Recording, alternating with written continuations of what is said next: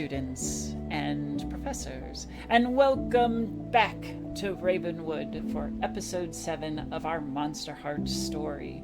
I am your host and producer, Mistress Winter. You can find me at gmistresswinter on Twitter and Instagram. I am excited to return to this auspicious campus and see what dark secrets still it hides. I will turn it over to our amazing MC in just a moment. As I do want to remind our viewers of just a few things. First off, if you have influence points, don't be afraid to lend our monsters a few helping hands. Or, if you really want to mess with their day, have a visit from an NPC. Who knows what fun could happen. Also, you will notice that we have a charity running. This was something that I started on Tuesday with one of my special events. This is for the Planned Parenthood Federation of America, and all proceeds go to them, and it's a charity that I support. There's no particular goal, so if you're just feeling giving and willing, please do. Otherwise, hope you just enjoy this fine entertainment. Now, over to our wonderful Mistress of Ceremonies, Abby. Hello, everyone. I am Abby Marie Carter, your Mistress of Ceremonies, or MC for this evening. If you want to get in contact with me, I am on Instagram at Abby_Marie_Carter, and I'm in a myriad of Discords, including the Mistress Winter's Courts Discord at Abby Marie Carter. I will tell you more about the other things I do at the end of the stream.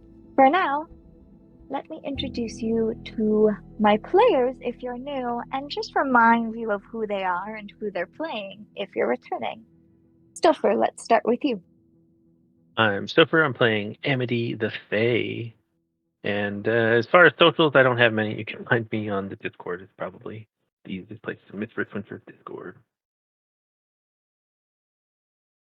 Thank you, Stoffer. As always, wonderful to have you.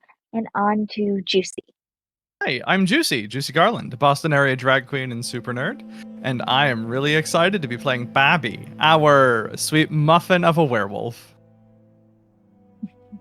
And it's wonderful to have you playing our werewolf, our very sweet muffin of a boy of a werewolf.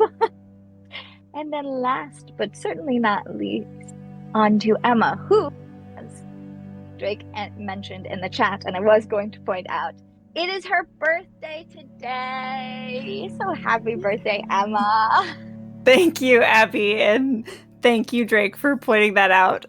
Yes, hello, everybody. My name is Emma. I am playing Mika the Infernal tonight, and I will talk more about my podcast network, Tabletop Tailspinners, at the end of the session, but that is where you can find me on all of their socials if you're looking for me. Amazing, and as always, wonderful to have you. That about does it for our intros. So without further ado, let's get into tonight's episode of Ravenwood.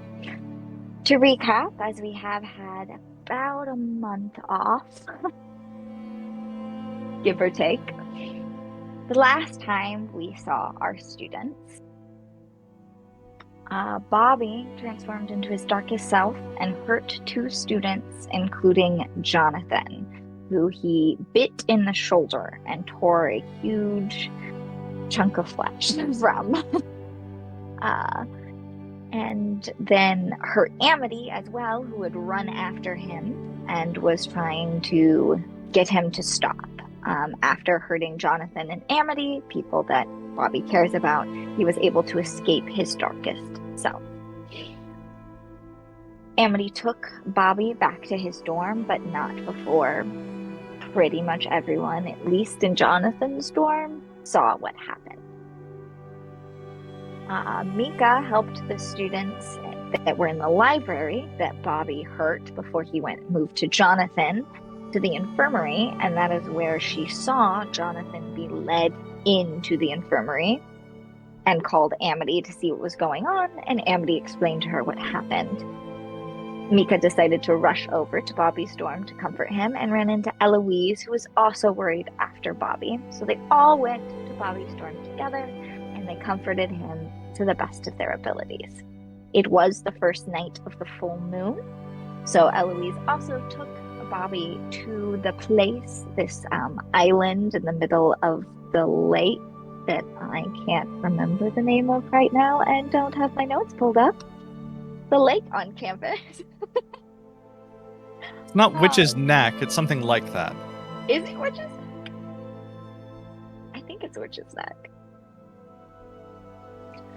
The lake on campus. We'll get It's there. the Witch's Neck Lake. Yes. Oh, it is. Okay, yes, the Witch's Neck Lake. I apologize. It has been a day. Witch's Neck Lake, an island that they has a removable bridge that the werewolves can go, transform, not hurt anyone, and then leave in the morning. While that was happening, Amity and Mika were spending time together, and Amity told Mika of the beetle, or did her best to tell Mika of the beetle from the Fey realm that she couldn't get to, which, for those of you who don't remember, beetles are the messengers of the Fey realm. She also informed Mika that they think Dr. Lila sent the Reaper after the group and attempted to go to the Fey realm to solve this problem and was unsuccessful. Something was blocking their magic. So Amity and Mika decided to raid the library that had been a little destroyed by Bobby. So they snuck into the library. And what they found out was that there are certain powerful magics by powerful Fae, powerful demons, powerful magic wielders that can block and just stop Fae magic and Fae messaging. They also found out about Reapers. And they found out that Reapers are normal people who essentially have a job to ferry the dead. So they have 1 foot in the supernatural life and 1 foot into just normal life, and they ferry the dead. But there are very ancient Reapers that exist that essentially have lost all sense of humanity, and they can attach themselves to normal human beings and use the humans' bodies to do whatever they want, and often they allow themselves to be hired out as a sort of supernatural hitman.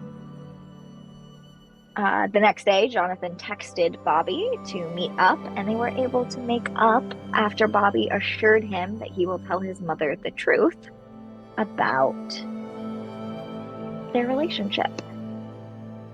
Amity and Mika spent the night together reading all of these things that they found out, and in the morning realized that they hadn't heard from Damon in about 24 hours. So that is where we pick up. Amity and Mika, you just had this realization that 24 hours have gone by and you haven't heard literally anything from Damon, and a pretty big event with a friend just happened. What are you doing?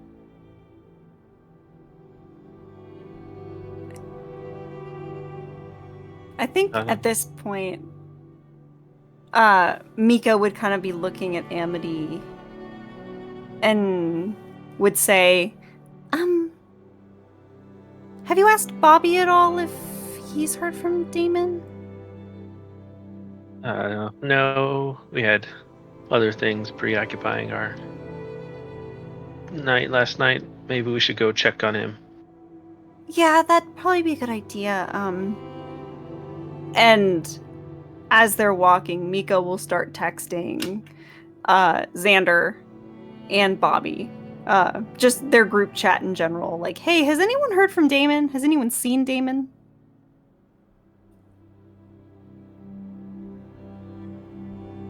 You receive no response from Xander, but this doesn't strike you as odd due to the timing of it. If I remember correctly, it should be a Sunday? Yes, I think we're on a Sunday. I'm pretty sure it's a Sunday. I'm deciding. It's a Sunday, so this does not strike you as odd. Yeah, I think it's a Sunday because Saturday was the day that I had hurt Jonathan, and then we passed one night. So Mhm. yes. So it is yes. Sunday. Yes. Yeah, so this doesn't really strike you as odd as it's the weekend and it's early-ish. Early. So you aren't really fazed by the fact that you don't get a response from Xander. Mhm. Okay. I will leave it up to Bobby as to if he responds. I imagine there will be a response, but it will be considerably delayed. Because he's sleeping in.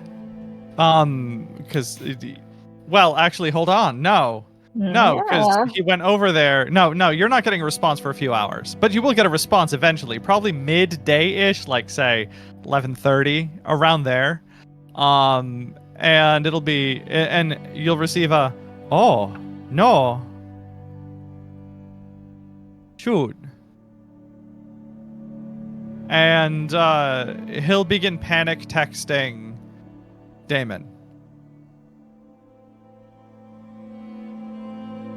What exactly do you say to Damon? Are you okay? Are you there? Basically, he's going to start texting like his mother, not realizing he's texting exactly like his mother. So there will be probably, over the next 2 to 3 hours, if there's no response, about 50 variations of, oh my god, are you dead?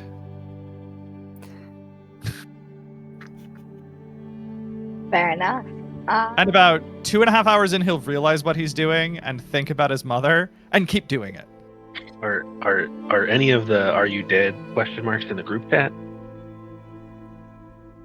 Yes, because that's just with his like texts to Damon separately.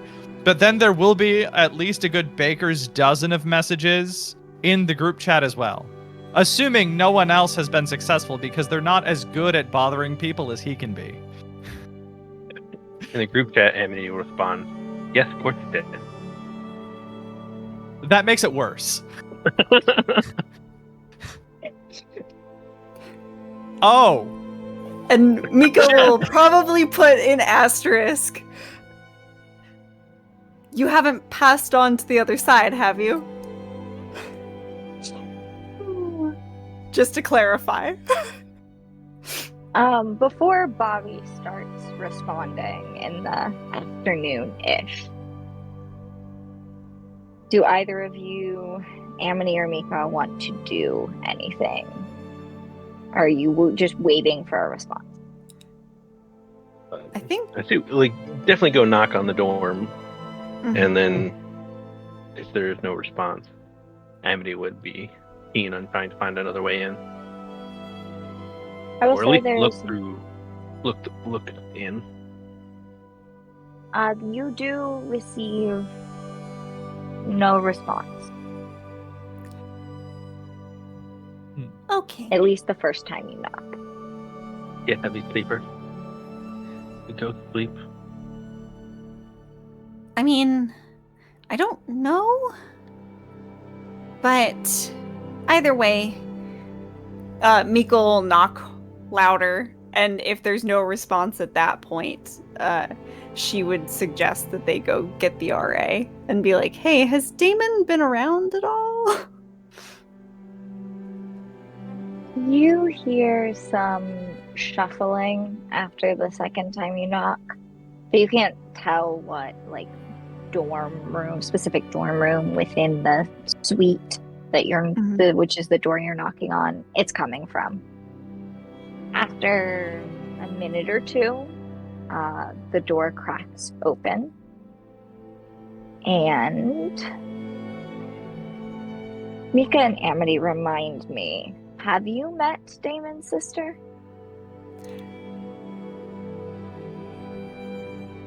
I don't think No, we were in the were fair introduced. room, I think. We were in the Okay. fair room. It was just Bobby. Are you aware that Damon's sister is here? I don't think Bobby mentioned it, right? I don't think we were told. I can't remember. I think Bobby was so into his own issues, I don't think he would have gone out of his way to speak about her. Yeah, that's fine. Hmm.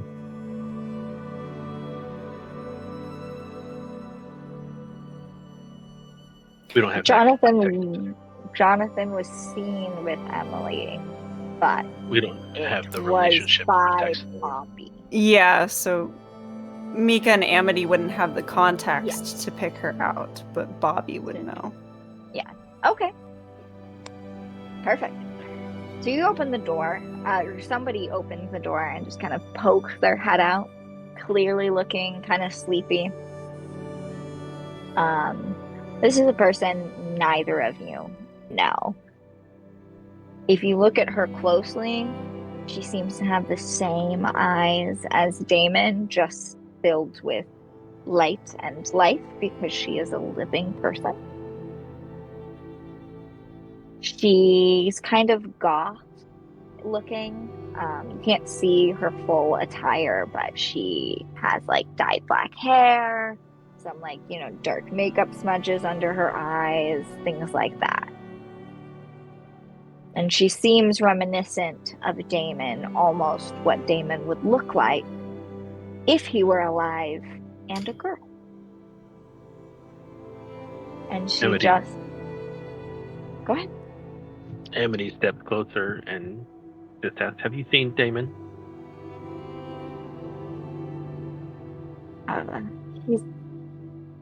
He's asleep. He's fine.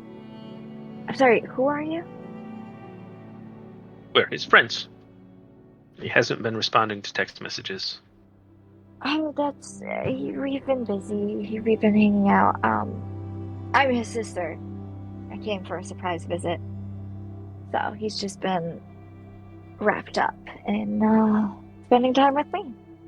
Amity tries to look in the dorm and says, "If you're here on surprise visit, why are you in this dorm?" Because I'm sleeping on the floor of my brother's dorm. Oh, is it the same door? What do you mean? Because you said I thought it was a different door in the suite. So Yes. it's the actual Damon's door. Yeah. Then okay, never mind. Then So it's the suite door, but she came from Damon's room, or that's at least what she's telling you.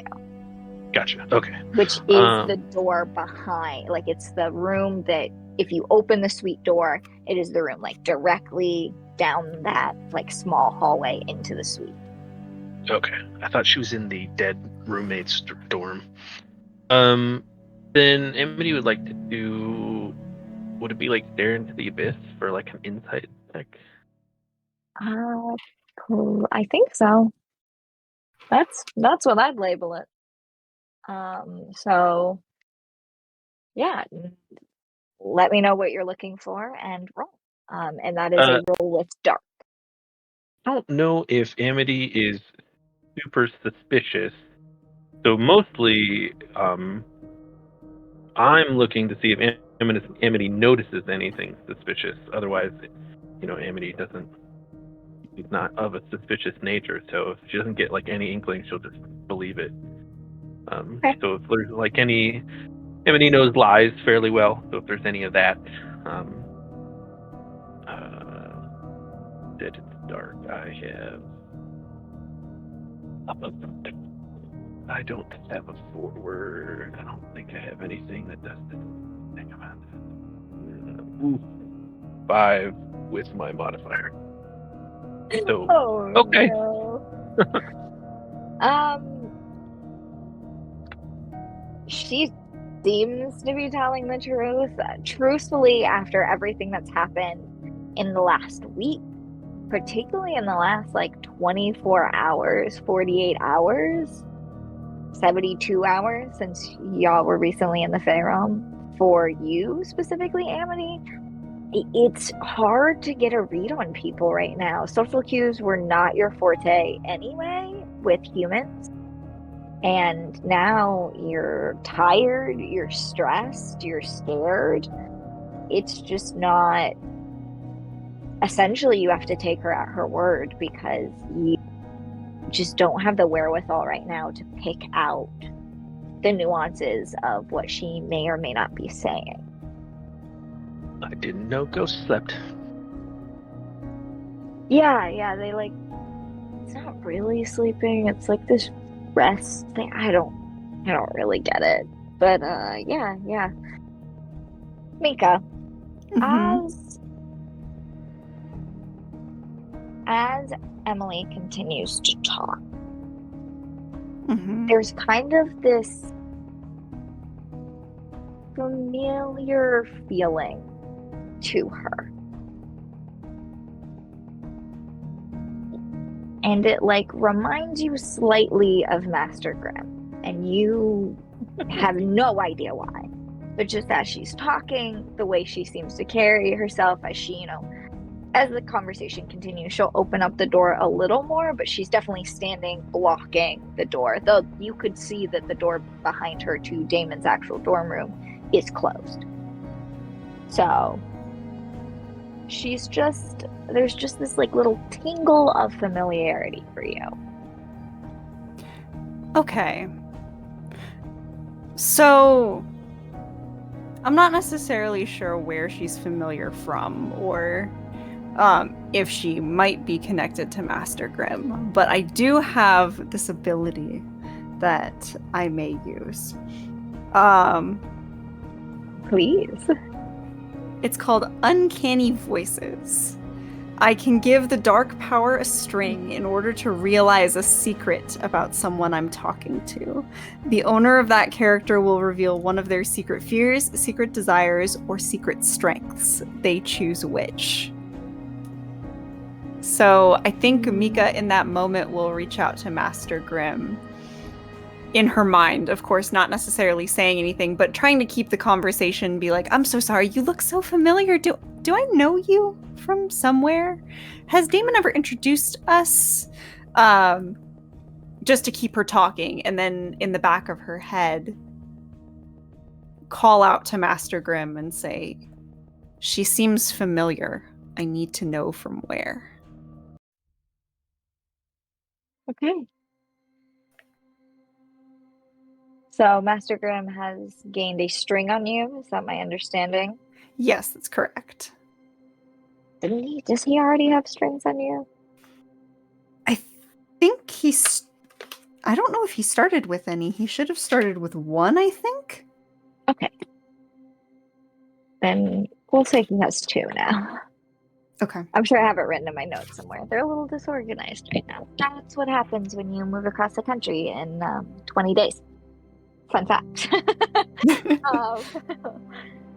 Okay. So, as you continue talking to Emily, she continues keeping the conversation going, clearly kind of trying to end it, though, in like the nicest way possible. Mm-hmm. Just kind of being like, no, I've been told I look like Damon, so it's probably that. It's just like a familiarity towards that. I don't know. We've never met. And as she says the words, like, we've never met, Master Grimm, you can feel like the reaches of him, essentially, in your mind. A slight shadow. Not like fogging your brain, but it's just kind of almost like a telepathic connection that you seem to have established with him. And this is not new. You've done this before. This is something you've reached out to him in this way before. It's not always the book, though that's the easiest and most normal way when you want to have longer conversations with him. Anyway.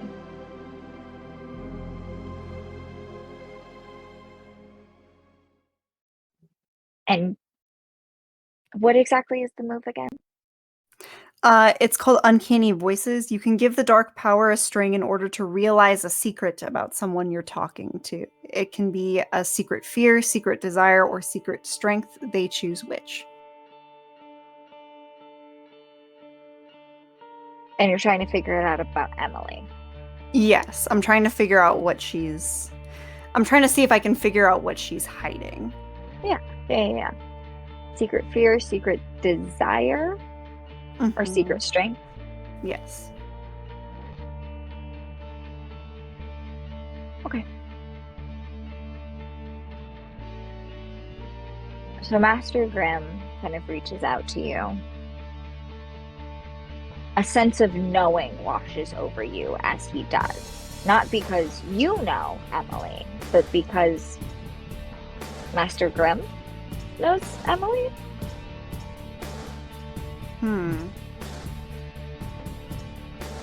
And all of a sudden, in your mind, you hear Emily's voice.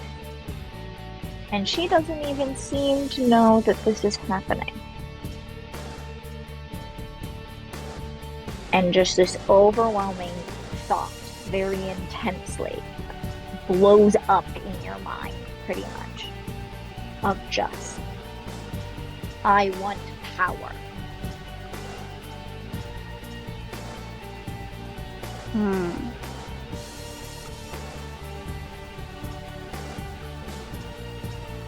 Okay. Interesting. So I think at that point, realizing, even though she didn't necessarily get exactly what she was looking for, she got something different, which is the confirmation that Emily knows Master Grimm. And the reason that she has reached out to Master Grimm is far more nefarious than her own reasons, which gives her a bit of concern as to why she's now hiding Damon, seemingly. And she's like, she does kind of let the conversation come to an end and goes, okay, well, if you could just talk to Damon, and I know you guys are busy, but there was a bit of an emergency with our friend group recently, and it's a bit more dire than just something that he can ignore, because it's something that we were looking into together. If you could just let him know that we've made some progress and some stuff has been happening, and there might be a need for him to come find us as soon as he's able. Yeah, I'll let him know. I'll definitely let him know. I'll have him send y'all a text and then meet up with y'all when he can. Oh, perfect. If he would check his phone, that would be great. We've been spamming it for quite some time. I think I've been hearing it go off every now and then. You know, that like sleepy haze thing. But yeah, I'll let him know. Okay, thank you. Yeah, well, I'm sure if you're Damon's friends, I'll be seeing you around a little more. So it was nice meeting you both, and I will see you around while I'm here. Nice to meet you too. And she promptly shuts the door in your faces. You seem nice. Mm-hmm. And Amity, you would see on Mika's face, usually she's very chipper and friendly towards people. You see that she's not really wearing a smile anymore. She's got a bit of a frown starting as she seems a little pensive, but also a little untrusting. Emily leans in, watching your facial expression, maybe a little uncomfortably, and is like, "You need to complete the coffee ritual. Let's go to the Corpus Cup." Yeah, we can do that. Coffee sounds good. Coffee sounds really good. And with that, she'll move away from the door, and we'll also reach out to the group chat and be like, Amity and I are going for coffee. Meet us at the Corvus Cup if you want to join us. Okay. You two head to the Corvus Cup without incident. It's busy-ish. Not as busy as you've seen it, but it's certainly not, it's a Sunday morning, so it's not dead by any means. But you're able to find the table, settle in, you both get coffee or whatever coffee drink or cafe drink you want. And you're able to sit down and enjoy it.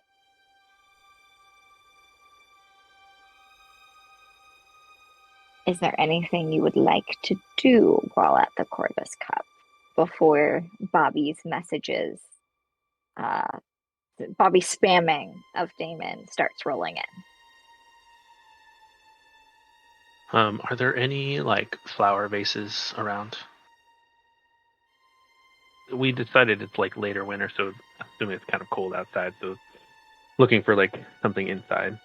Yeah, there's a couple flowers on the windowsills. There's probably like one or so decorating them throughout. Amity will pick something small that's, not like the main.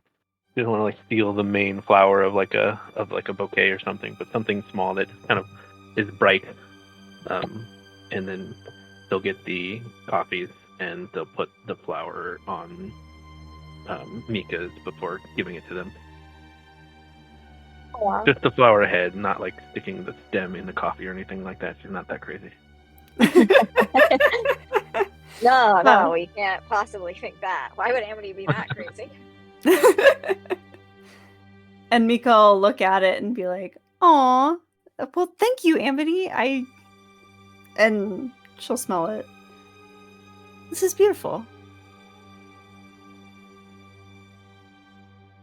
Amity will just like take a big, too hot jug of coffee and like maybe splutter a little bit.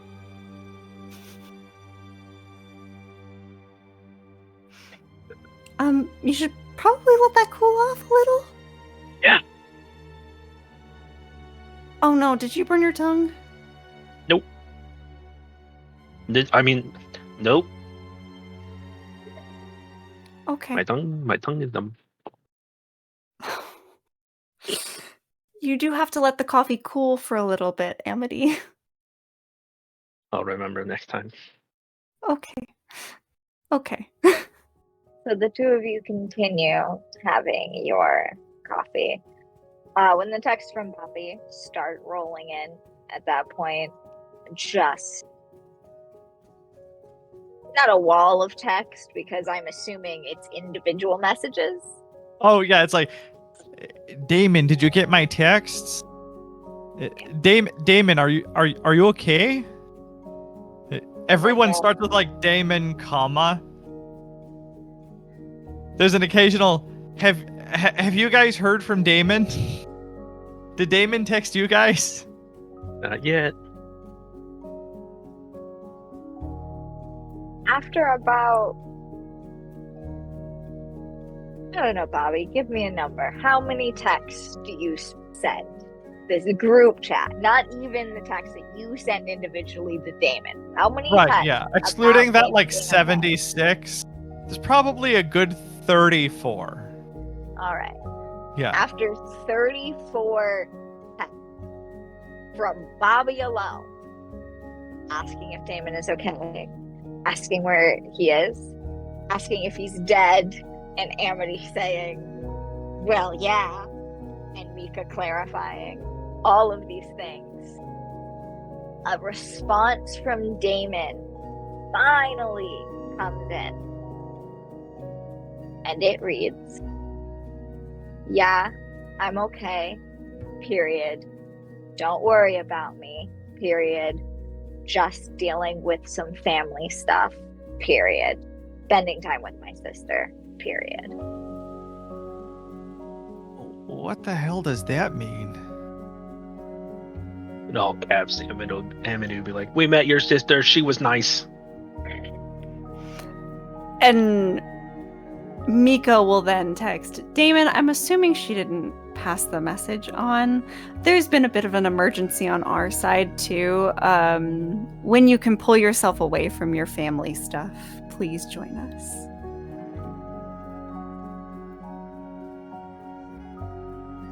Damon, Yeah, there's been a lot. Okay. Damon will respond. No, she did. Period. I just don't care. It doesn't really concern me.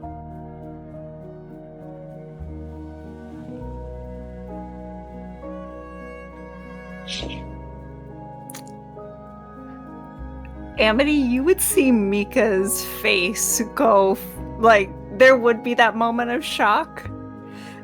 And then her mouth would become, like, her jaw would clench. And you would watch her very viciously text and be like, fine, enjoy your time with your sister. And just send that, like...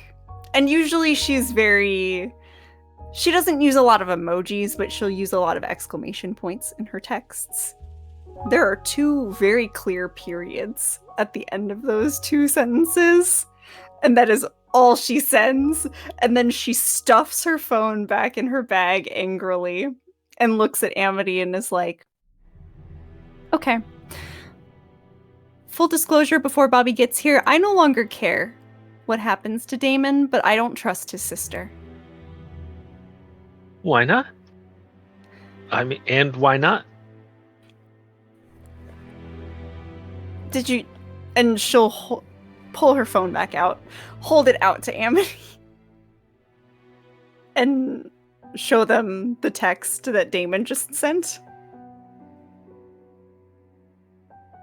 That's peculiar. He seemed rather concerned about his roommate before. Exactly. So, what's so important about this sister that suddenly arrived and is just visiting that's made him abandon not only what we were looking into with, I don't know, missing and dead students, one of which might possibly be his roommate, but we could be in danger.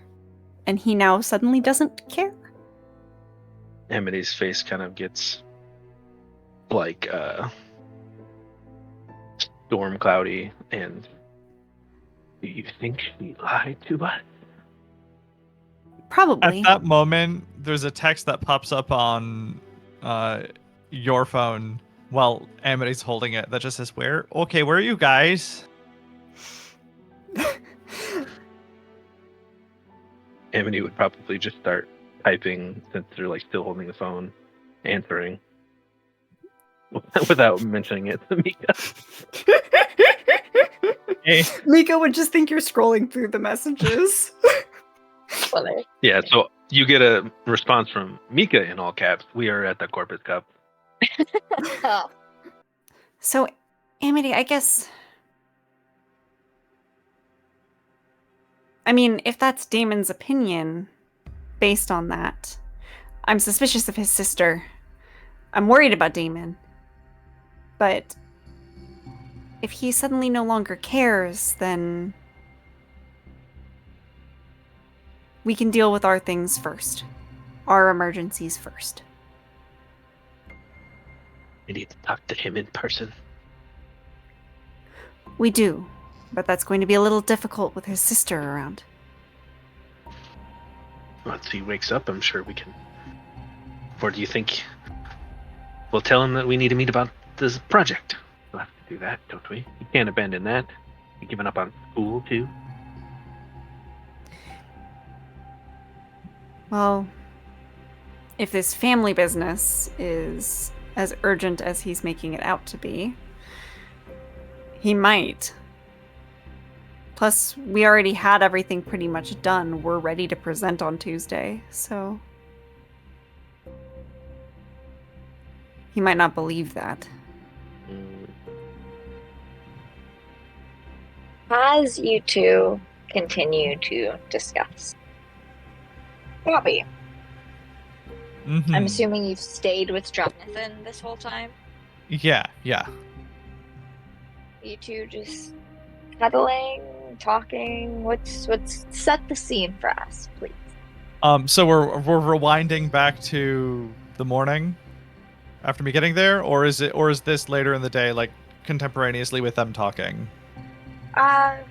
essentially, where would you have stayed with Jonathan the entire day? Like the entire time before you may or may not leave to go to the Corvus Cup? Oh, yeah, I assumed that I was with Jonathan the whole day, and then when I started spamming as me with Jonathan, constantly texting my phone and like nervously like worrying about the phone while engaging with him, probably talking and or just obsessing over my phone with him there. Okay. Yeah, neurotically. Yeah. Yeah. As one does. As Mhm. Bobby does. Oh, yeah. So Jonathan's seeing a different side of you. He's more concerned that you seem to be concerned, like about whatever that you're worried about. He's like worried about you. He's not pushing. He's just kind of letting you alone. Uh, you know, he's engaging with you when you're engaging with him, but for the most part, he's very much so not pushing. Do you tell him that so you send the text, and when he responds back that they are at the Corvus Cup, what are you doing? I think that probably to the relief of Jonathan, Bobby's gonna just go, I think I'm gonna go for a bit if you don't mind. No, you're fine. I'll just be here. Okay. You can come back later. Yeah. I'll come back. Yeah, Okay. I'm just gonna go see Mika and Amity. Yeah. Yeah, Sure. they apparently might have talked to Damon's sister, so I'm gonna go check on that and maybe check up on the group project too. Okay. Well, good luck. Yeah, thanks. I'll Um, see you later. yeah. See you. And he'll kind of tug on your hand to pull you into him to give you a little goodbye kiss before you leave. And text me if you need anything, okay?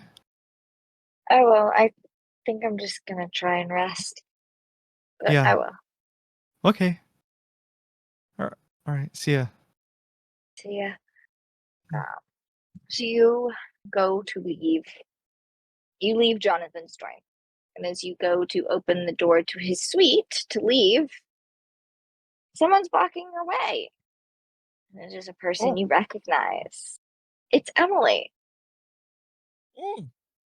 Emily, hi. What's going on? What's going on with Damon? Why are all of you so concerned about Damon? He's Because fine. he hasn't been responding to messages for over a day, and I don't know.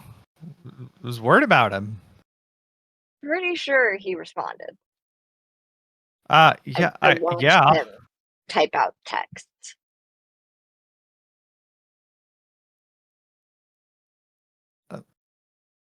Yeah, it was a bit odd, really. What's going on?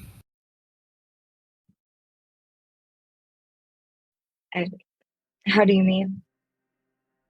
Well, I mean, something serious must be happening if he is responding like that. I mean, something wrong? I don't read my brother's text messages, so I do not know what you're getting at. Oh, okay, that's fine, but that's a pretty big heel turn. I mean, he, he's our friend, and if he is suddenly, well, I mean, maybe if you didn't read it, I don't know. He responded pretty negatively, and Do you want to actually tell me what he said to you, what he said to y'all, or do you just want to continue talking around it? Because I don't really care. I just, well, like, it's just all I want to know is like, is something going on? Is he okay? he's fine. I told your other friends this too. He's fine. Okay. All of you just need to chill. He's fine. Maybe he just doesn't want to spend time with you all the time. Novel idea. Could I maybe stare into the abyss? You absolutely can. I What are you would looking love for? to. What is her deal, man? Okay, I'm gonna ask you to be a little more specific. What do you mean? What's your deal? Like, something odd is going on here. Something is off because Damon is. Bobby considers Damon a pretty decent friend at this point, right? And Damon wouldn't just kind of reject them over something so serious. Over nothing. Like, it would have to be a really serious family issue to have to focus on other things like that. Like, it just doesn't make any sense. So, Emily is either hiding something, or she's just outright lying. And, like, why is she even there at his dorm? Like, none of this makes sense. This is just deeply suspicious behavior. And Bobby may not be the brightest reader of other people's motivations, but this son's not right here. This is just too. So what's her deal? Let's go. This is just too suspicious. Oh no. And this is dark, or Yes. okay, shit. Well then, that's a 3. Y'all don't know shit about Emily. Bobby You don't know a thing. is as dumb as I hoped he wasn't. And that's just the way that is. This sweet muffin of a boy. Well, fine then. Okay. So what? Mark experience. Amity, also Yeah. make sure you mark experience for your failed roll. Yes. As you're standing there, and it is the full moon, you're getting the sense off of her too, but like emotions, and she's being very aggressive towards you Yeah. for like no reason, and it's very off-putting. So you can't really place the sense, but they're very distinct. You know that if you like were to smell it again, you would recognize it as like that scent coming off of her. Okay. All right. But other than that, yeah, you don't know why she's being so bitchy. You don't know why if she's lying, why she's lying, if she's telling the truth, just why she's being so aggressive. You don't have any indication as to why she's at Jonathan's dorm. But you also haven't asked anything about why she's at Jonathan's dorm. Right. Yeah. Wait. This isn't my dorm. Oh, this is Jonathan's dorm. Right. Yeah. It's so close to the full moon. He's all sorts of crazy and all sorts of discombobulated. Wait. I'm sorry. Do you need something?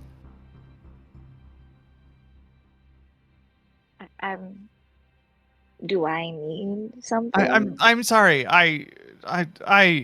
It's been a weird couple of days. I'm sorry. I just realized I'm not in my own dorm. I thought you came to see me.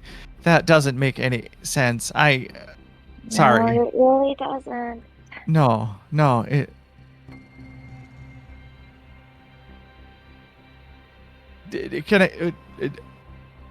Can I help you? I don't know. You can't do anything for me. Okay. No. I'm here to see Jonathan. Kind of friends with him. Oh. And she'll linger on the word friends. Mm-hmm. Like, in parentheses, friends. Jonathan?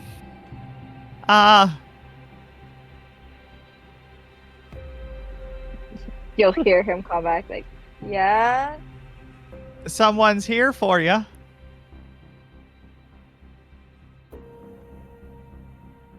Okay. Who? Emily. And Emily, as you start to say her name, will just, oh, for God's sake, and kind of push past you to go into the room. And just like walk straight up to Jonathan's door. Have a Like, nice knock. day. Knock as she's opening the door, and you can tell she gets like very perky, and it's just like, oh, hey, Jonathan.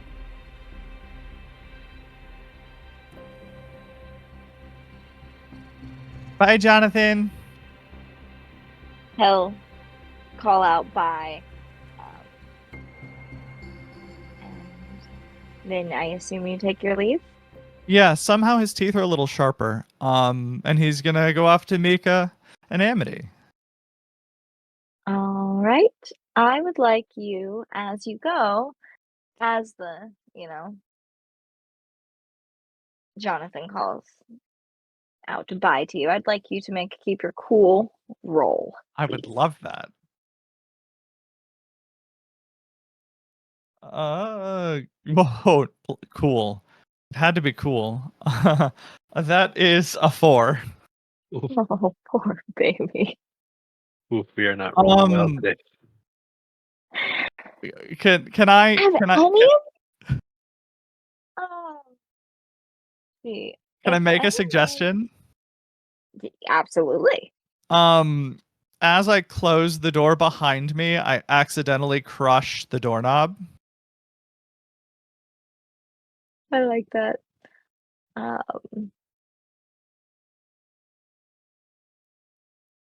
Also, I mean, it doesn't apply now, but for any of our viewers, grant a forward, and you rolled a 4. What did you roll? 4. 4. So yeah, it wouldn't have mattered. However, you can grant a forward, which gives a player a +1 on their next roll. There's also grant a string. You can give someone a string on another person, NPC or player character, so that they can leverage that string. Heal a harm. I think Amity is the only one with harm currently, but it allows them to do that without having to spend time in, or a sudden visitation, which just causes something or someone to come visit one of our players. But if you ever want to add those or use your influence points to your channel points to cash those in, please do.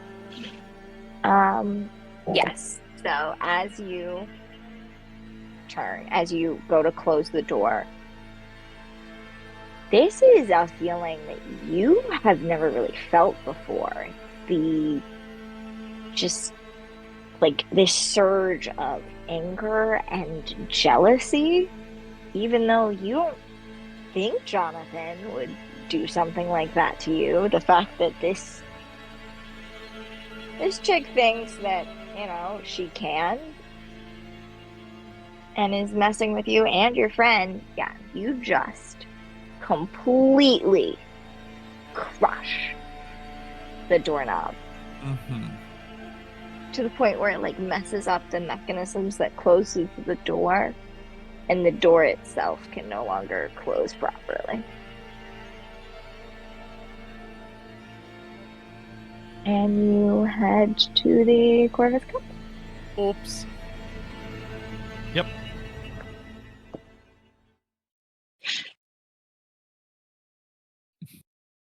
You get to the Corvus Cup without incident as well. You join Amity and Mika. So what's going on? I will get you coffee, and I'll let Mika catch you up. Oh, Thanks. long story short, we're a bit suspicious of Demon's sister. Yeah, I don't like her. Me neither. Glad we're in agreement on that. But she seemed weird at his dorm, trying to block the door. Didn't really seem to want to let us talk to Damon. Kept insisting he was fine. And then, well, that text. I'm assuming she had, Yeah. I'm I assuming didn't like that. she said something to him. Yeah, I didn't like that text either. Something really serious must be going on in their family, or I don't know what. She actually showed up at Jonathan's just before or as I was leaving. She didn't seem too like upset about anything. I asked like what was going on. She said he was fine over and over again, but I couldn't get a read, so I'm not sure. What does she want with Jonathan? Yeah, that's a good question. I don't know. Can Mika gaze into the abyss to see if this sounds like what she's Mika been can. trying to do? Mika can absolutely gaze into the abyss. Fantastic. And I keep forgetting to ask y'all what it looks like when you gaze into the abyss. So, well, I think you both failed, so actually it doesn't matter. Okay, so this is dark. Let's see if this fares better. That's a 9. Okay. Turning Success things around. with consequences. Indeed. What exactly are you looking for? And what does your process of gazing into the abyss look like? Like, what are you doing in order to gaze into the abyss? Are you reaching out to Master Grimm? Are you doing something else entirely? So tell me exactly what you're looking for and what it looks like to outsiders that you're doing. What the camera picks up. So, to outsiders, it would look like most of the time, she would probably have her notebook kind of just in her lap, fiddling with it. So it would look like she's sort of like getting lost in thought looking at the notebook. In reality, she would be using the symbols on the front of the notebook to sort of gaze into the abyss and find that information that she needs, as this is the closest she can get to connecting with Master Grimm without actually calling out to him in her mind as she did earlier. And is this the book that the notebook you usually use to communicate with Master Grimm? The one that you gave to Bobby? No. So what she gave to Bobby was the copy of Grimm's fairy tales that originally caused her connection. Thank you for clarifying. I understand. Please continue. Okay. Yes. This is her personal notebook that now that she's established the connection has been connected solely to her and Master Grimm. Yes. I apologize for that confusion. Okay. Oh, good. And then what specifically are you looking for? She's looking for, based on the information that she has and the connection she made to Emily previously, she's looking for motive. Specifically, if she would be after Jonathan for the same reasons that she was going after Bobby, to bring more followers to Master Grimm and sort of find favor in that way. Yeah, absolutely. So with a 9, success with consequences, Master Grimm comes swooping in suddenly into your mind, and kind of the feeling of his presence washes over you. And for a second, without even, not that you're actually transported to his realm of shadows and fire, but it feels almost like if you closed your eyes, you would be in that place. Mm-hmm. There's that feeling of the presence of that place that washes over you. And there's some annoyance there too, some frustration that you have reached out to him twice for benign mortal bullshit, in his opinion, in like a couple hours. And you, from his perspective, still have not done the things that he has laid out for you to do. So there is a lot of irritation with Master Grimm as his presence washes over you. And then for the images that fill your mind and the voice that fills your mind to give you these answers is not a pleasant one. It's not terrifying like you've dealt with before, but it's just, it kind of is something that, mildly sends shivers up your spine kind of thing. It's not enjoyable. If you could avoid it, you would. It's bearable, but not fun. You do receive some answers. What you get told is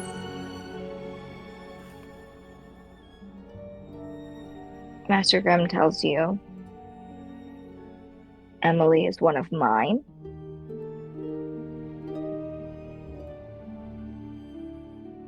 She does as I say.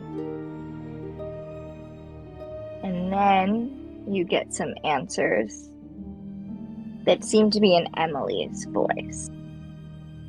Just more feelings than actual answers. You get that feeling of want of power. You get nefarious, very ill intentions that seem to be towards Damon.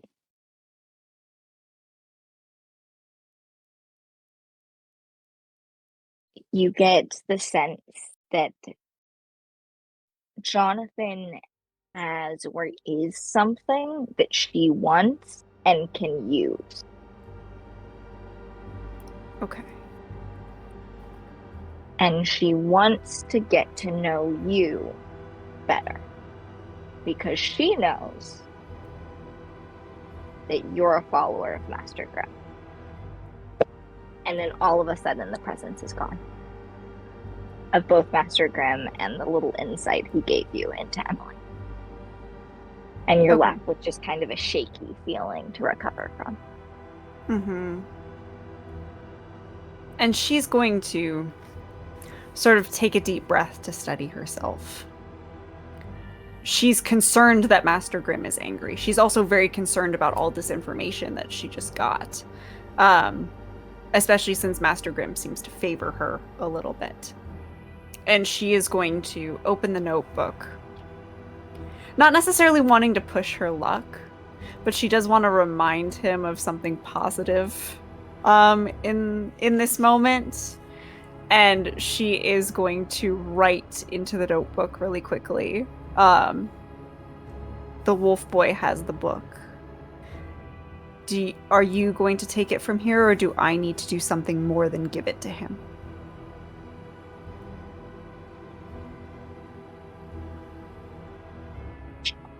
As the feeling goes away, and you open up the notebook, Bobby, where is the book that Mika gave you?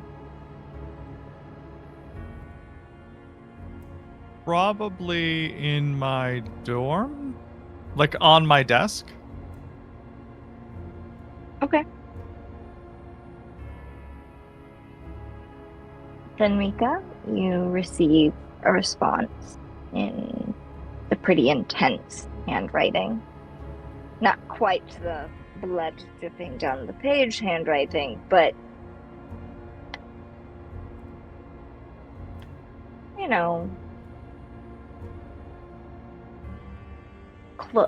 close to that.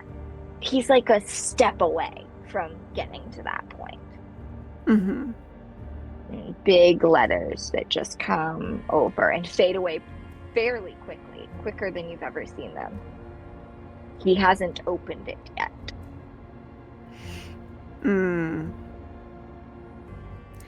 And she'll close the notebook. Take that in for a moment. And Bobby, she'll kind of look back at you and say, I don't think Emily being here is a good thing for Damon.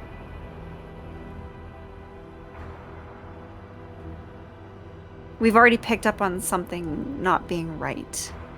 Hmm. Whatever she's here for is not good. Which probably means that her talking to Jonathan is not good either.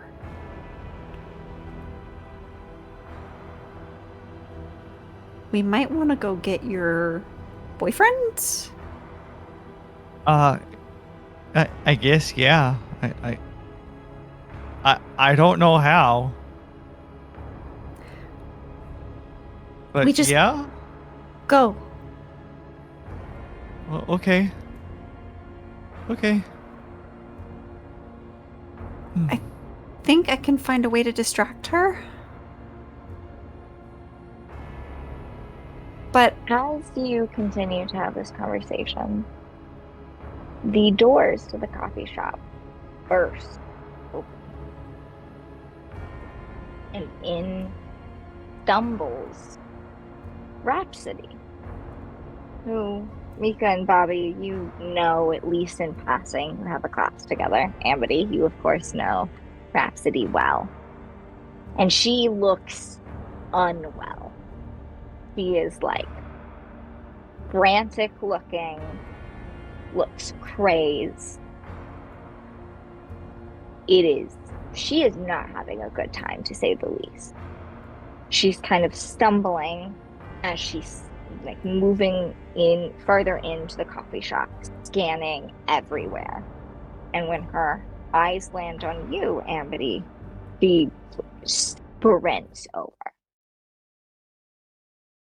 Amity is like holding the coffee cup and a Bic pen, and it looks like he's like interrupted from drawing something on Bobby's coffee cup. What do you want? Then like Amity like takes a second to like take in her disheveledness. Rhapsody clutches onto your arm. Which you'll see Amity wince. And it's also not like a light grip. You might have bruises later with how tight she's clutching onto your arm. She's holding onto you for dear life. Amity would drop the coffee then, and it would spill probably. And people are looking at you both now, looking at your group as this crazy fae has stumbled in. There's a little bit of a scene that has been made, even though Rhapsody has yet to say anything. She seems to not be able to get the words out at first. And then she starts saying, Dr. Lila, it's Dr. Lila, you have to do something. There's something wrong with Dr. Lila.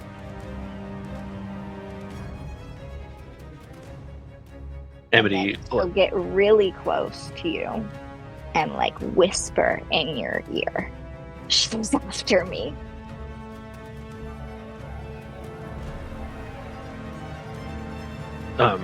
Amity would have like spun the pen around and was like holding it like a dagger at first, but then kind of dropped it, and as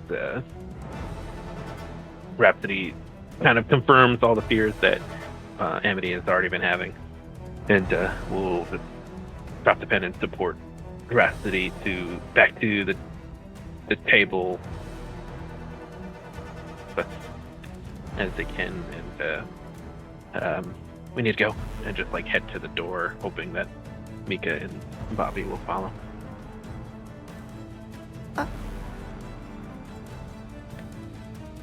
What time is it? Probably mid-afternoon at this point. Okay.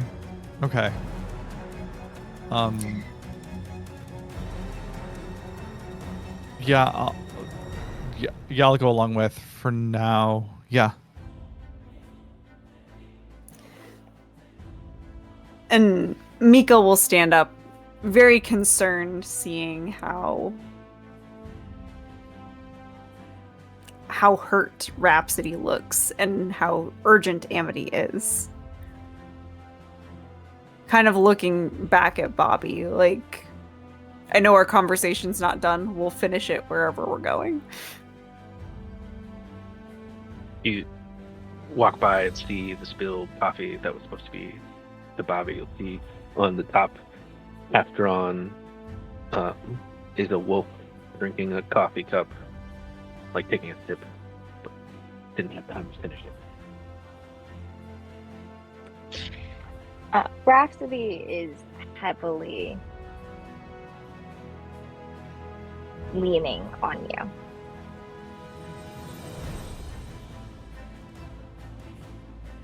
And, like, you are supporting her pretty much entirely. And Mika and Bobby, you follow. Bobby, you kind of look up. And what was a fairly sunny day at the beginning of the day has gotten very cloudy. There seems to be storm clouds rolling in. You can almost hear the rumble of thunder in the distance. Oh, jeez. We need to find somewhere safe. If you make any indication, let me rephrase. Are you all walking towards back to campus? I Damon, think Damon we'd would be have inclined to. to walk away from campus, actually, away from Dr. Lila. Where would we go? Where Amity is like kind of like purposefully walking, and then as you guys catch up, slowing down and realizing that they don't know where to go. Someplace that we can be safe for a little bit. I don't trust anyone at the school.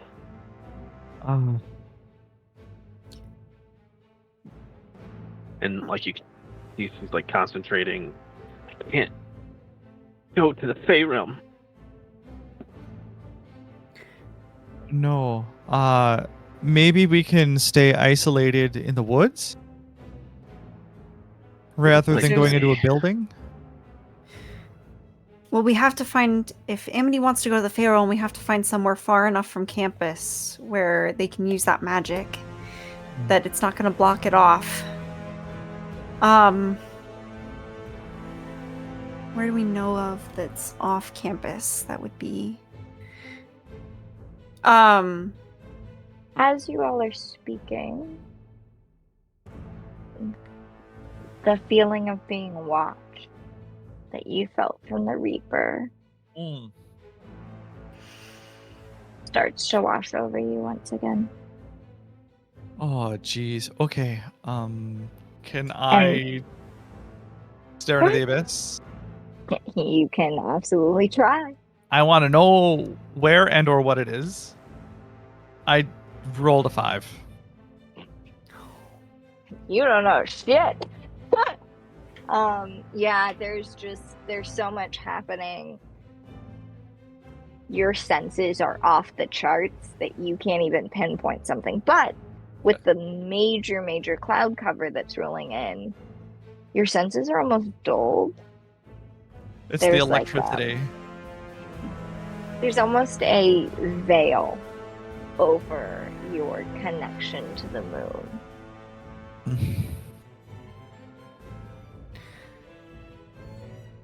I don't like this. Do you feel that? I feel like we're being watched again. Mm-hmm. Rhapsody starts to freak out as this feeling Calm down. washes. What's following you? I don't know. It's after me. Something's after me, and I know it's from Dr. Lila. Right. Okay. Can you go to the Fey realm, or are you blocked it too? I haven't been able to get back. All right, we need to get away, or someplace safe. Anyone can help us. Dr. Lila is powerful. I'm gonna send a text to Jonathan. Hide. I may have to turn early again. Oh jeez. Oh jeez. Oh no. You, Oh no. Oh gosh. Oh jeez. you do not receive a response from Jonathan. Do either one of you have read receipts on? Does he have? I'll let you answer that. Can you tell when it's? Wait. Say that again. Can you tell if Jonathan has read your message? Does he have Oh. read receipts on? Or you I have don't read know. receipts on? I'm assuming Bobby is basic enough to have an iPhone. Can you see read like text reads on an iPhone? I have only ever had an Android. Okay. You can. Okay.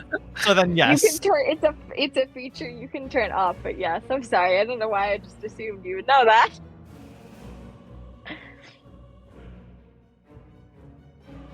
Yeah, Bobby has that on. Of course Bobby has it on. He wants to know. He's too anxious. He needs to know. Yeah. Yeah. It delivers, and no one reads it. You send the text, so a little bit delayed. Reception isn't like 100% the best. It's not bad, but it's not the best in this, sleepy-ish college town in the middle of Vermont. We have to say it's Connecticut or Vermont. Vermont. Not like the best. So there's a delay. And it's almost as if you can hear the ping, like in sync of when your message goes through to Jonathan's phone. Not clear in the distance. You don't even know if it's real. But the message does not get read. Hopefully he saw the notification.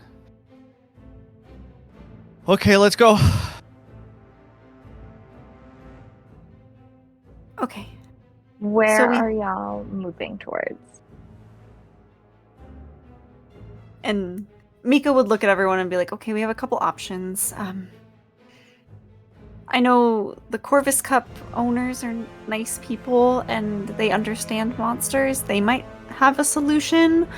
Or we can just go into the city. I don't know it super well, but there's got to be somewhere that we can go that's out of range of that thing, whether it be a park or like something. Rhapsody suddenly turns and is staring like down the street towards the way to campus. And a look of horror washes over her. She starts screaming and takes off running in the opposite direction. Amity tries to hold on, but wouldn't be able to. And then looks back to hopefully see what Rhapsody saw. Is there anything there? There is nothing there. But that feeling of being watched, like you got before the Reaper attack, is getting stronger. Follow Rhapsody? Yeah. Or is Rhapsody a lure? I think Amity would follow without too much second thought. So. Yeah, no. Bobby's not that smart. Okay. I don't think any of us are that smart at this point. Rhapsody, where are you going? And then he'll run after. Okay. Mika will follow closely behind, keeping an eye over their shoulder. Or her shoulder for whatever's chasing them. She is gone, essentially. She is just you can see her, but she is sprinting for her life.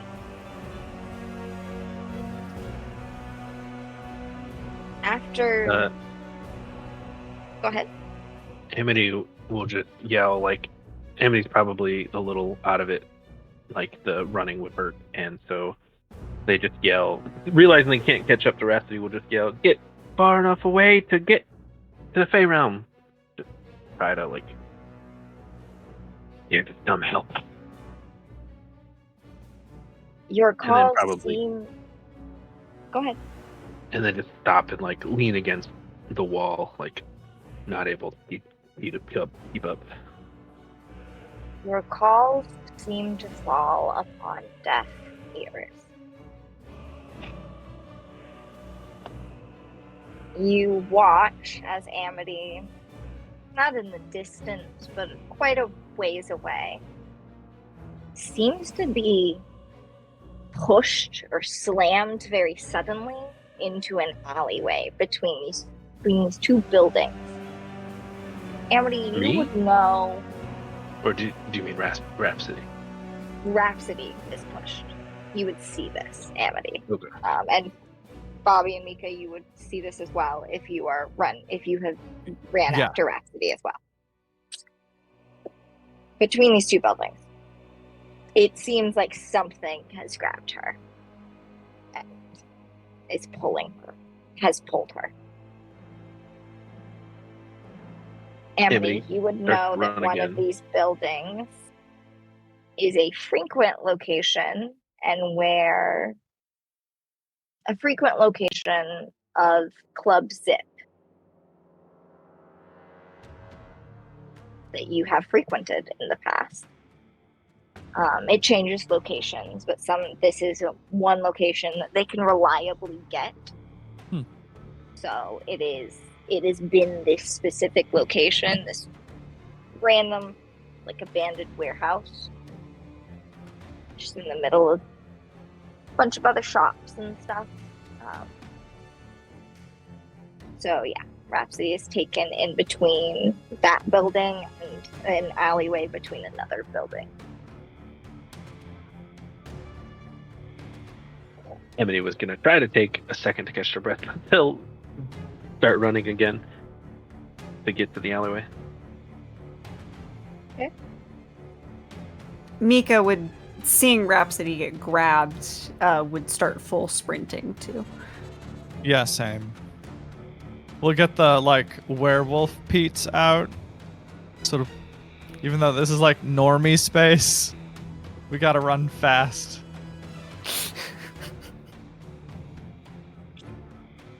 Normie Yeah. space. Oh my god. Okay. Yes. Yeah. You're all able to run after Rhapsody. Have you been running close together? What order do y'all get to the alleyway? Figured Amy was a little ahead, but then they slowed down, not able to catch up, so probably maybe all together unless Bobby overtakes us. I have a feeling once Bobby engages, like, a little bit of the werewolf, he probably overtakes.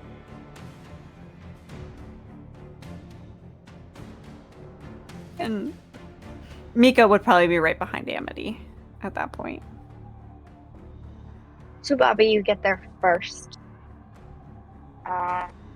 Amity and Mika, you would arrive shortly thereafter, but there's probably a delay of 10 to 15, maybe even 30 seconds. Bobby, Mm-hmm. what you're greeted with is a Reaper, like the one that attacked you all before, that seemed to be going after Amity.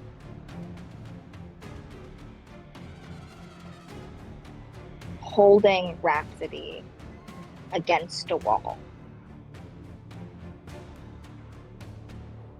And it seems to be draining her, is the best way you could describe it.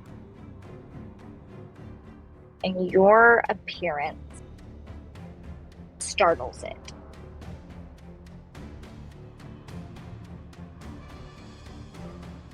And it drops Rhapsody and she just ragdolls onto the ground. Mm-hmm. And it turns towards you. And as you are staring at it, robes of this like dark gray, almost, some whites, that seem to like swirl almost.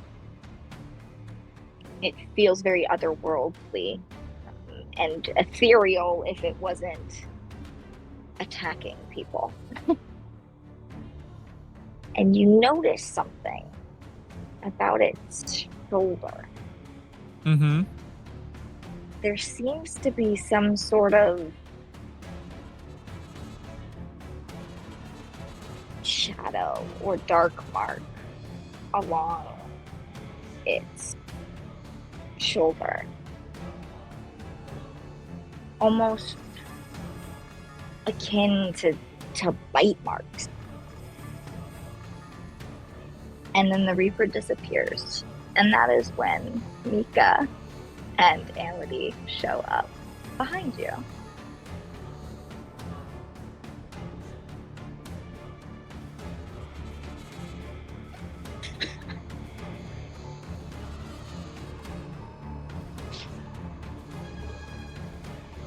Mika is immediately clocking. Sorry, Emma had to take a moment to get back in character because Emma realized something that Mika would not know. Mika is clocking Rhapsody and immediately running in her direction at that point.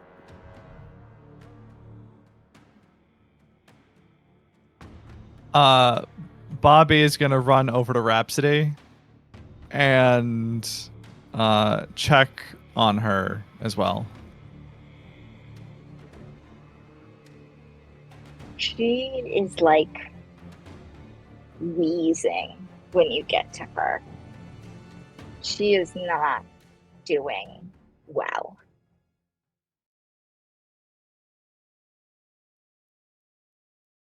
Amity, where are you?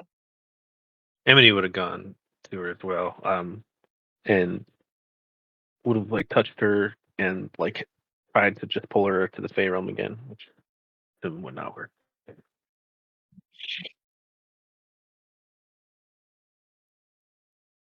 Yeah, doesn't work. You can clearly tell that Rhapsody is dying.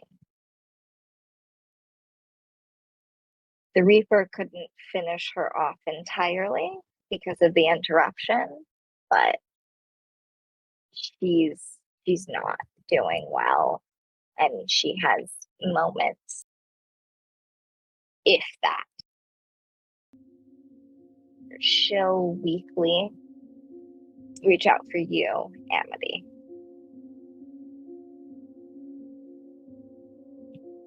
And kind of grab your hand, and with strength you don't think she could even have anymore, like pulls you to her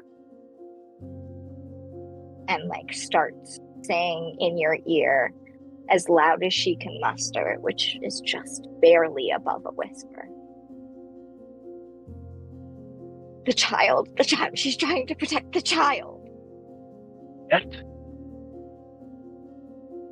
Who's the child? The child! I know who you're talking about. Who, damn it? And she'll take one last gasping breath, and as she lets it out, she'll try and mutter, "Stop her," before her grip on your arm goes limp and she falls back against the concrete. No breath left in her. Amity will kind of just like, do the denial part of grief and just shake her a little bit and whoo, and then just realizing after 5 seconds of silence or so, let's say, "I promise. and then just kind of be quiet for a while.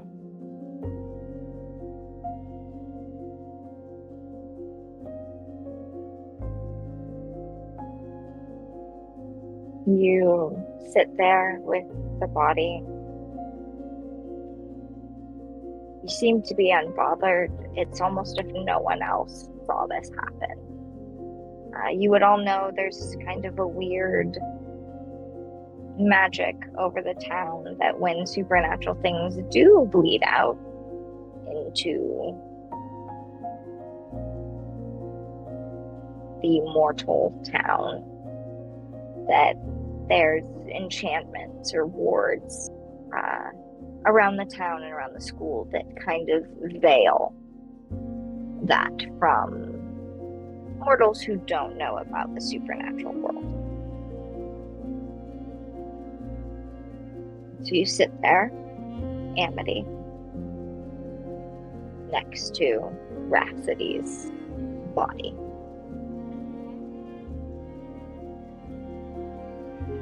Bobby and Mika, you watched as Rhapsody desperately said something to Amity, and then in a span of 45 seconds or so, falls back and clearly has died. And now Amity sits with this body of their fellow Fae, who they've never really gotten along with, but seems to have been killed by the thing or something like the thing that was after you. Yeah. Did it look different? How do you mean? So the thing that I had gone into my darkest self at. That was a Reaper. Yes, was that the same Reaper? A different Reaper? I mean, you don't really know anything about Reapers. Right. But, like, we know that there are different kinds of Reapers. We know there are different Reapers, at least from the research Mika that was and done. Amity do.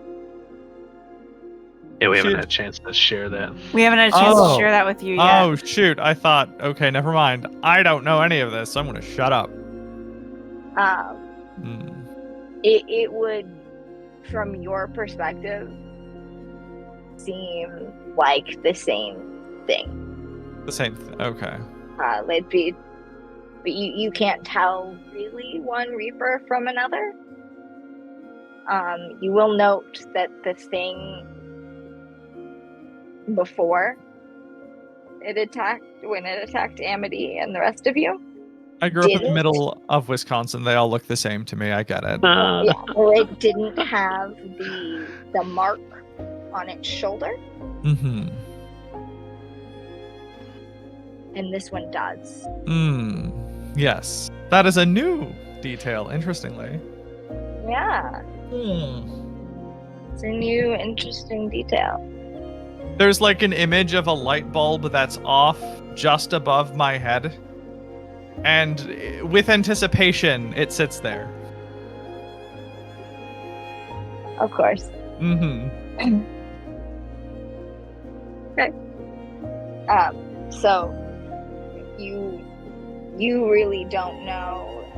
Maybe if you spent some time or energy thinking about it, or maybe using your wolf senses or something, you could try and figure out if it was truly familiar and like the same one, but just on like a glance and what you saw.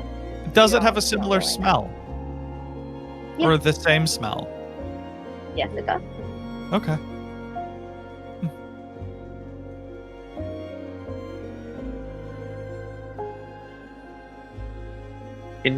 So if I can write it down in notes, can you repeat what Rhapsody had said? Totally. Gives me a second to remember it.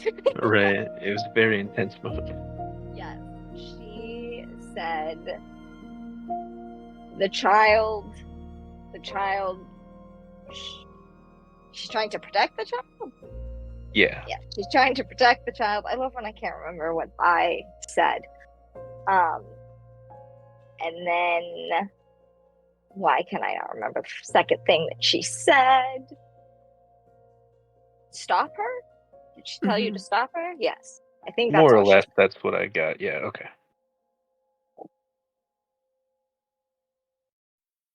So, not to make light of a bad situation, but y'all are just like chilling with a dead body in an alley. Yeah. currently. No, I was gonna ask. But not. I was waiting for the moment to like. Amity, are you okay? And Bobby will reach over and like put his hand on your shoulder. Amity's kind of like faking, like it's, I don't know, it's cold, if I'm assuming, and it's like when you're cold and rainy, that kind of like bone deep cold shakiness, and kind of muttering to herself, to themselves, which you'd probably be able to hear.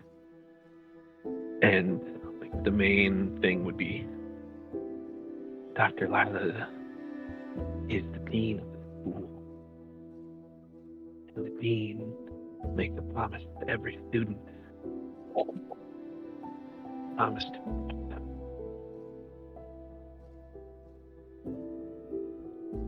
He has broken the promise.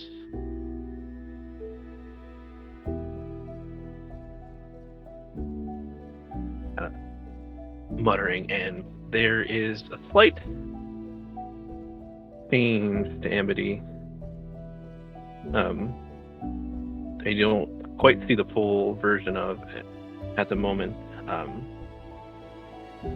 think that Amity is going to go into her darkest self here. Okay. And Should I be worried my hand is on your shoulder? One good turn deserves another. Amity has been a bit naive and kind of been just like a disheveled person as far as you've known them. And her like lavender purple eyes have always kind of had like this motion to them, like they're twirling around in curiosity. The weird cat-likeness to her in a lot of ways. But when you put your hand on them, their hair like even seems a little bit different as they stand up, and you see a fierceness in their eyes you haven't quite seen before. Curiosity is gone, and instead of a lavender purple, it's now like a deep midnight. And the disheveled haircut is still, kind of there, but there's almost like something like presses it back, and where they were a bit androgynous before, kind of leaning feminine, now they are a little, almost like if they're a little bit bigger, a little more masculine all of a sudden. And instead of answering your question in a bit deeper of a voice than normal, Enmity says, "We need to speak to Emily." And we'll walk away from Racity's body.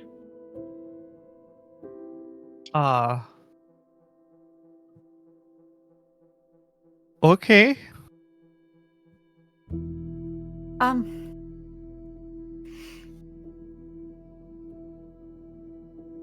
Well Amity, then. are we bringing her back with us? I was gonna actually ask if we should call the police. I don't actually think I trust the university. Ugh. Fair, but how are we supposed to explain what happened? What did happen? The thing, I think, that attacked us before attacked her. How are we supposed to explain that to normal police, Bobby?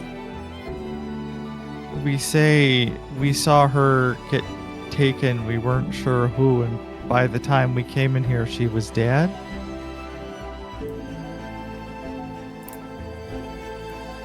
Mika kind of pauses. That's actually not a bad story. But she's also Fae.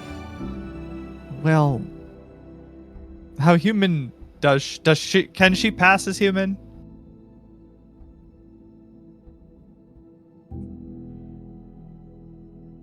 Or There is something otherworldly about, like, she is kind of, if she had wings, she would be a fairy. Like, all she needs to complete her look is a set of wings. how big is she? She's normal size, on the smaller end for sure, but she could pass as like a really short human girl. Okay. Well, Human woman. how do you Just really propose small. we transport and store the corpse? Well, if we can get out of the city, and Mika will look at Amity then and just be like, Gone. like fully like dipped, gone. Yep. Walked away not overly fast, but did not stop. By the way, I'm going to volunteer to roll my cool as I process the very words I just said. Mika probably also needs to. I rolled a keep her 5. Cool. And because I rolled a 5, I'm now calling the police. Okay. Mika rolled a little bit better. Keep your cool is cold, I think. Trying to find my stats. I mean, that's a 9 on the die. Oh. And I have a +0 to cold, so that stays a 9. So. For keep your cool. Yeah. So Mika is processing slightly better thanks to her criminal justice classes, but still is in shock over the fact that she is now the one dealing with the dead body and not looking on a projector. Like low key, high key suggest y'all go bury a body, get it out of the city and bury a body. Mm-hmm. That was like what you just said. So you're kind of just processing the fact that you said all that, and it's unnerving to you. You don't want this to be natural. But as you do say these things and are feeling unnerved by it, the feeling of Master Grimm washes over you once again, and there seems to be a sort of pleasure and like pushing you towards those type of thoughts that you experience. But just as quickly as it came, it goes away. Bobby, you're calling the police. Yes, Amity, you're walking away. As this is happening, Mika, you are still looking at the body, and it begins to drain of all color. Before your very eyes, soon the body is just black and white.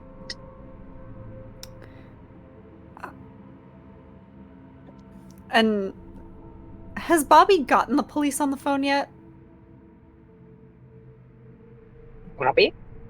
Hi. Yeah, I'd like to report an incident. And Mika is just like waving her hands like no, and points at the body. There's no I'm way sorry. that they No, can cover up wrong the number. There's no way they can cover up the supernatural nature of this now. Ah, God. Okay. Ah, jeez. Sorry, just to be clear, Bobby just called 911, Yeah. said I would like to report an incident, and then said, "Oh, sorry, wrong number," and hung up on 911. I lost my cool. Yes. Yeah. Okay. Yep. Yes. Cool. Yes, ma'am.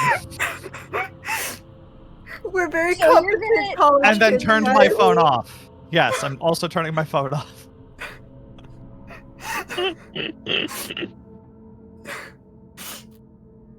Cool. Amazing, wonderful. Cool. Good for you. Man, these are choices, and I am loving it truly. Commit to the bit. Yeah, commit. Yeah. I thought I was providing y'all with chaos, and y'all keep providing yourselves with chaos too. Chaos is I my love it. middle name. Amazing. Mika, you watched Bobby do that, and Great. There's probably going to be police here in like 5 minutes. We need to go.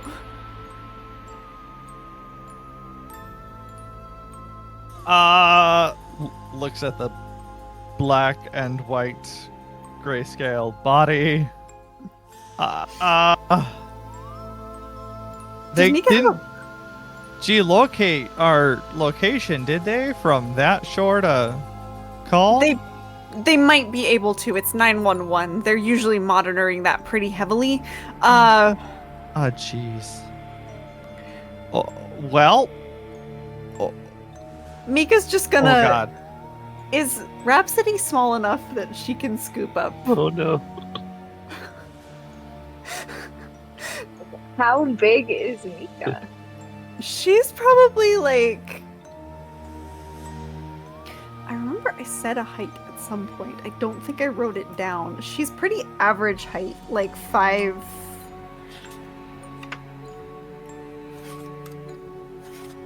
Is it in here? No, I did not write down her height. How dare I? Amity, or not Amity, Rhapsody. I can get my fake correct.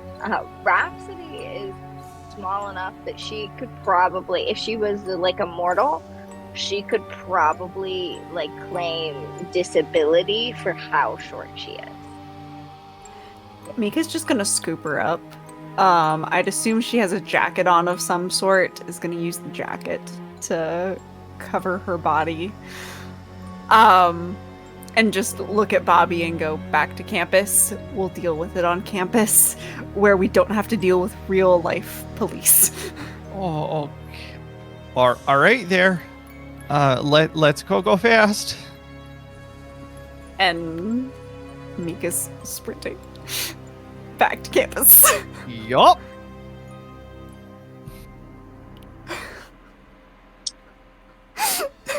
Yes, you are. Emma knows this is ridiculous. Mika is not thinking rationally at all right now. When is any of you thinking rationally? And I love it. I love it so much. I'm sorry, I just need to take a second. I don't know what I was expecting, but it wasn't that. In my mind, it's like a side-scrolling panel, like a wide shot, with our legs like cartoons.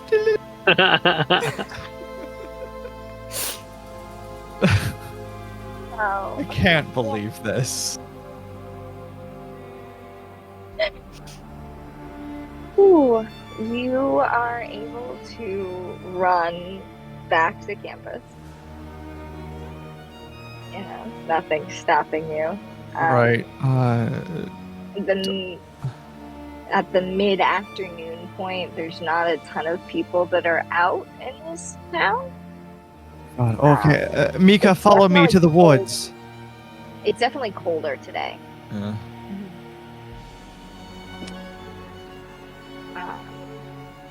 We're gonna have. Amity. Sorry, We're, go ahead. no, I just wanted to say we're gonna have to go hide the body which I think means we're going to have to bury her in the woods, which I think means I'm going to have to get my little werewolf claws out and dig a hole like a dog. And then bury this poor girl in an unmarked grave. And then, I can't believe I'm going to say this out loud, I'm going to have to make Meek turn around while I, scent a tree by pissing on it, so I know which tree it is. Mark, cover. So that way I can tell Enmity where the body is, so we can do something kind later.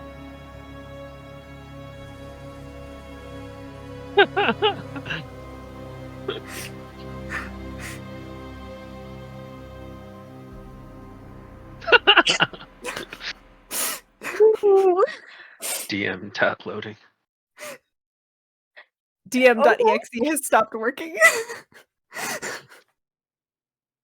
I feel like I need to roll something, but I don't know what. Oh, you need to maybe This, oh my god, this poor girl. It seems like a These stare are to the so abyss much moment. better. Something about the abyss is related to this moment. You know what? Bobby is going to feel so bad. Before we go, he's just going to be like, I never really, to Mika, I never really knew Rhapsody. And she was kind of mean to Amity. But she didn't deserve this. And she could have grown into a better person over time. I like to believe in the best in people. And I like to think that maybe she could have grown into a nicer person.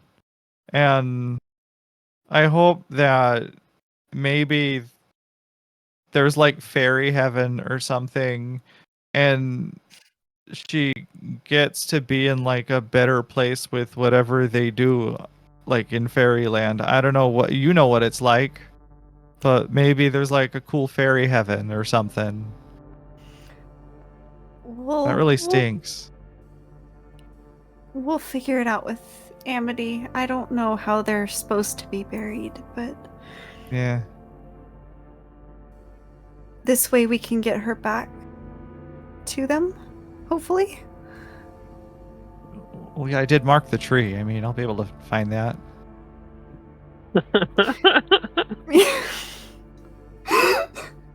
Dude. I mean,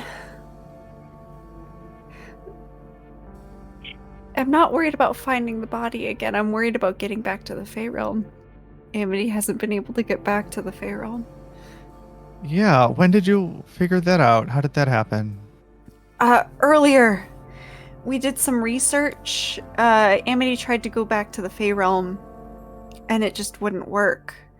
Oh. And her aunt, who we met while I was there, said something about trying to get in contact with them, and Amity said that they weren't receiving anything. Something about not being able to find beetles, which was weird. And I'm not sure how that applies, but regardless, they can't get back to the Fey Realm anymore. At least not here. And we did do some research, and we saw that in certain cases there are some powerful magics that can block off Fey magic. Okay. We just need to get out of where that magic is contained, I think. So I may have to ask my sister. Yeah, more. Do you know how far we'd have to go? How big could it be? Well, that's what I'm not sure about, and that's what I would need to ask my sister, because she's a witch. She would know. Yeah, it's that would have to be really powerful if you have to go really far, right? Exactly. Yeah. And I'm not exactly keen on going too far with a... Yeah, I don't have a car. She doesn't necessarily want to say it.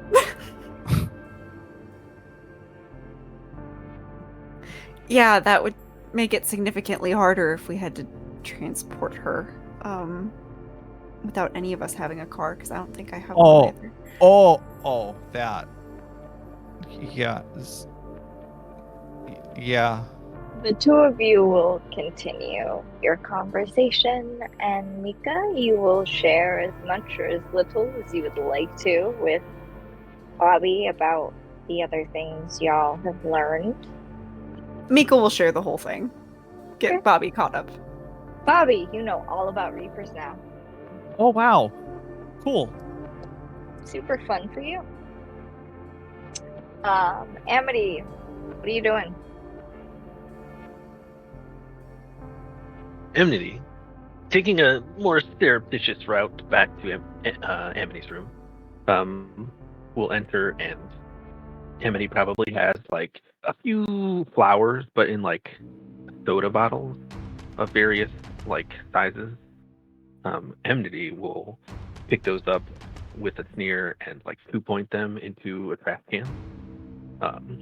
Stalk over to the bed, kick it so it slides a few feet away, revealing a dusty box, inside which they will kick off the lid of the box and pull out a black leather jacket with an obscene amount of zippers and buckles, and toss that on, and also some like skinny jeans that are just like old as sin, like barely holding it together, and squirm into those, and then they will go stalking for Emily. After fixing their hair for probably a third amount of time for the situation. So look a little bit like a greaser. Yeah. As you leave your dorm, you're walking along towards wherever you presume Emily to be in this moment. Whether that is Damon's dorm. You are heading towards Damon's dorm.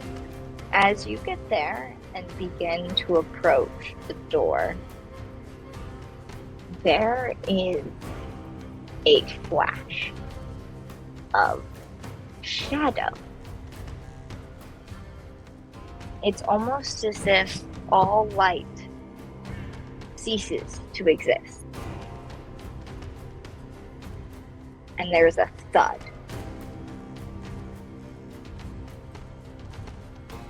And when the shadow dissipates, it all seems to coalesce into this three-dimensional, childlike shadow shape. It's not something you have ever seen before. And these wails, these cries of grief, of loneliness, wash over you. They seem to be so loud and yet filled with silence at the same time. And you look down and are greeted by Dominic's body. And that's where we will end the session for tonight. Ghost body, right? Hmm? Ghost body? No. It's Dominic, not Damon. Oh, right. Dominic, is that one of the ones that... That's Damon's roommate, who has been missing for 2 days? 3 days? I don't... It's been a few. It's been a couple days. Yeah.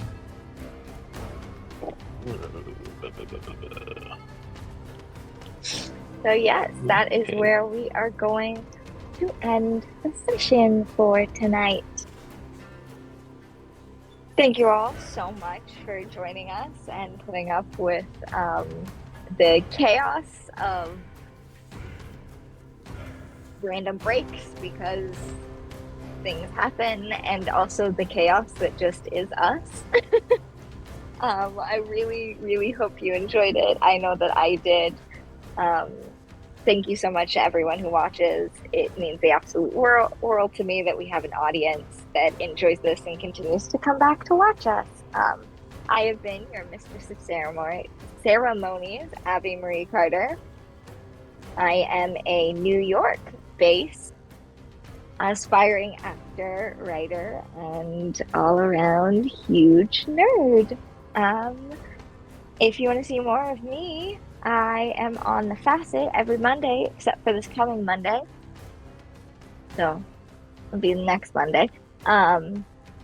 Playing a doll come to life in Ahira, named Ahira, right here on Mistress Winter's Court. I have done several one-off things with Tabletop Tuesdays and a lovely two-shot Monster Hearts campaign with all of these lovely people that is on Mistress Winter's Court, so please go check that out. I was a part of a Monster Hearts campaign over on Heroes and Hooligans called Graffitied Hearts, where I played the Mortal, so be sure to check that out. It's a really, really good story. And stay tuned to stay tuned with Tabletop Tailspinners Network with an upcoming Monster Hearts podcast that I am a part of. I was also a part of a 3-part Sagas mini-series with Stouffer over on the KSDM's YouTube channel called Grimm, which was a Victorian steampunk magic critter murder mystery solving thing where we all played little cute animals. I played a mouse. So please go check that out if you want to get in contact with me. I am on Instagram at Abby_Marie_Carter and on Discord at Abby Marie Carter. Yes, thank you so much. Now I'm going to hand it over to my players, starting with Juicy. Hi, I'm Juicy Garland, Boston area drag queen and super nerd. You can find me on the twitter.com and Blue Sky at Juicy Garland and Instagram at juicy.garland. You can see me next Tuesday back on this channel for more sagas in an oh my god, Horizon Zero Dawn inspired game, which is super fun, and I am playing a super fun big ol' Butch character who she is just a blast, and I'm loving her. Back here again, as well as my Cyberpunk game on Fridays on Cybernation Uncensored, and I recently did a Cyborg game last weekend, which was a one-shot with the Neon Caster at Phantom Arts Entertainment, which is awesome, and I recommend seeing it. I'm also going to be in Phantom Arts Fest in October running a Delta Green game, which I'm very excited about, and a bunch of other stuff that's cooking up in the background, so pay attention to my socials and you'll see what's coming next. Thank you so much, Juicy, and as always, super wonderful to have you, and thank you for all that you contribute. Emma, on to you. Alrighty. Hi, everyone. My name is Emma. I played Mika tonight, the Infernal. I'm not in any other shows here on Mistress Winter's Court, but I did do the Tabletop Tuesdays with these fantastic folks that Abby did mention before, so you can find that. I was also in a Sagas one-shot called Pokepocalypse, so if you're already headed over to the OKSDM's YouTube channel, you can find me and several other awesome people on that one, where I played Flareon, and there was quite a bit of chaos and possibly a TPK. You'll have to find out. But as far as my podcast network, Tabletop Tailspinners, which also has been mentioned, I run 2 games that we are currently releasing on Tabletop Tailspinners Network. So if you want to see me in the DM's chair, you can check out our long-term D&D 5e campaign, Chronicles of Kriath, which has our 58th episode releasing this coming Sunday. So keep an eye out for that. It is the finale of our 3rd arc. So if you want to see our party deal with a hag and make a deal for some fun things, then be sure to check that out. If you're more up to speed with one-shots and stories that are not long form, you can catch me DMing our other podcast, Improv Madness, which is a one-shot podcast where everything is made up on the spot. And our next episode actually released today. So if you want the full first one-shot and the character creation behind it, go check that out as well. Keep an eye out for more fun projects featuring some of the lovely people that you see here as well in the future. And in order to keep an eye on us, you can follow our Linktree, which is Linktree/Tabletop Tailspinners. We're also on most social platforms like Facebook, Instagram, TikTok, all those good things.